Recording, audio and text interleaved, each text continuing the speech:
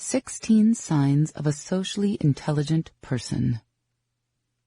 While you may not know what makes someone socially intelligent, you have likely experienced the kind of social tone-deafness that leaves you feeling frustrated at best and physically uncomfortable at worst.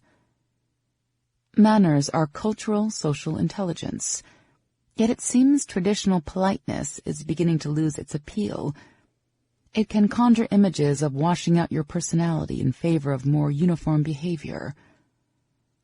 While we want to be able to engage with people in a mutually comfortable way, we shouldn't have to sacrifice genuine expression in favor of a polite nod or gracious smile. The two are not mutually exclusive. People who are socially intelligent think and behave in a way that spans beyond what's culturally acceptable at any given moment in time. They function in such a way that they are able to communicate with others and leave them feeling at ease without sacrificing who they are and what they want to say. This, of course, is the basis of connection, the thing on which our brains are wired to desire and on which we personally thrive. Here, the core traits of someone who is socially intelligent. 1. They do not try to elicit a strong emotional response from anyone they are holding a conversation with. They don't communicate in such a way that aggrandizes their accomplishments to incite a response of awe or exaggerates their hardships to incite a response of sympathy. This usually occurs when the topic in question is not actually deserving of such a strong response, and therefore makes others uncomfortable because they feel pressured to fake an emotional reaction. 2. They do not speak in definitives about people, politics, or ideas.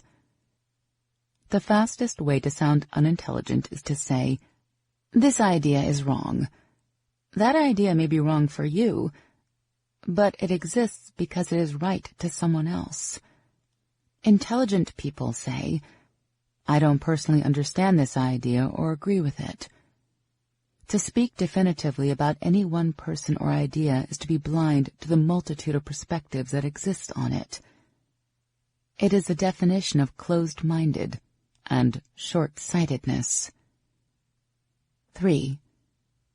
They don't immediately deny criticism or have such a strong emotional reaction to it that they become unapproachable or unchangeable.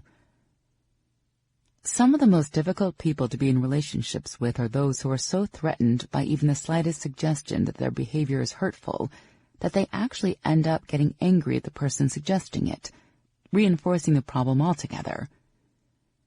Socially intelligent people listen to criticism before they respond to it. An immediate emotional response without thoughtful consideration is just defensiveness. 4. They do not confuse their opinion of someone for being a fact about them. Socially intelligent people do not say, "He's a prick," as though it is fact. Instead, they say, "I had a negative experience with him where I felt very uncomfortable." 5. They never overgeneralize other people through their behaviors. They don't use "you always" or "you never" to illustrate a point. Likewise, they root their arguments in statements that begin with "I feel" as opposed to "you are."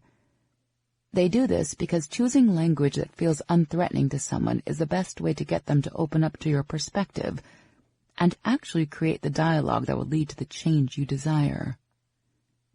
6. They speak with precision. They say what they intend to say without skirting around the issue. They speak calmly, simply, concisely, and mindfully. They focus on communicating something, not just receiving a response from others. 7. They know how to practice healthy disassociation. In other words, they know that the world does not revolve around them. They are able to listen to someone without worrying that any given statement they make is actually a slight against them. They are able to disassociate from their own projections and at least try to understand another person's perspective without assuming it has everything to do with their own. 8. They do not try to inform people of their ignorance. When you accuse someone of being wrong, you close them off to considering another perspective by heightening their defenses. If you first validate their stance, "That's interesting, I never thought of it that way," and then present your own opinion, "Something I recently learned is this," and then let them know that they still hold their own power in the conversation by asking their opinion. "What do you think about that?" You open them up to engaging in a conversation where both of you can learn rather than just defend. 9. They validate other people's feelings. To validate someone else's feelings is to accept that they feel the way they do without trying to use logic to dismiss or deny or change their minds. For example, "I am sad today." "Well, you shouldn't be. Your life is great." The main misunderstanding here is that validating feelings is not the same thing as validating ideas. There are many ideas that do not need or deserve to be validated, but everyone's feelings deserve to be seen and acknowledged and respected.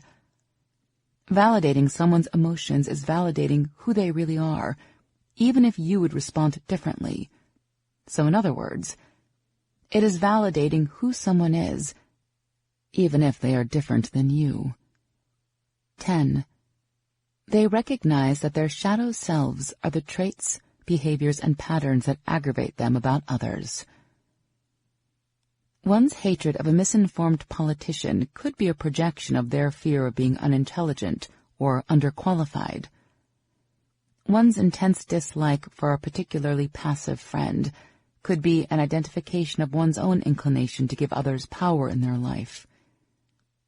It is not always an obvious connection, but when there is a strong emotional response involved, it is always there. If you genuinely disliked something, you would simply disengage with it. 11. They do not argue with people who only want to win, not learn.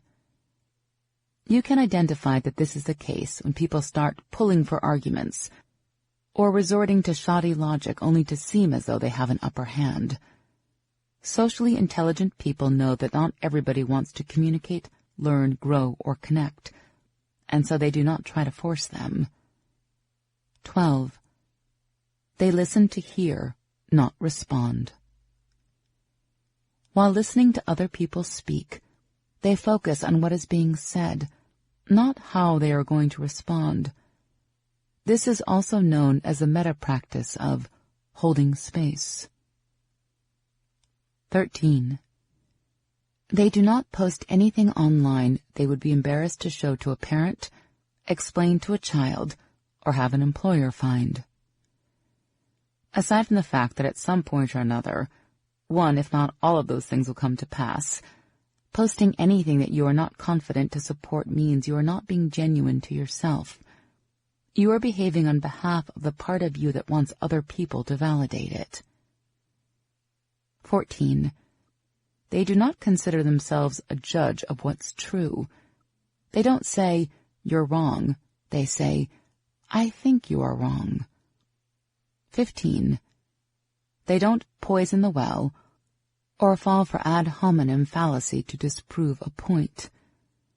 Poisoning the well is when someone attacks the character of a person so as to shift the attention away from the possibly very valid point being made. For example, if a person who eats 3 candy bars a day says, "I don't think it's healthy for children to eat too much candy each day," a socially intelligent person wouldn't respond. Who are you to say? They would be able to see the statement objective from the person who is saying it. Usually, it is people who are most inflicted with an issue that are able to speak out on the importance of it, even if it seems hypocritical on the surface. 16. Their primary relationship is to themselves, and they work on it tirelessly. The main thing socially intelligent people understand is that your relationship to everyone else is an extension of your relationship to yourself.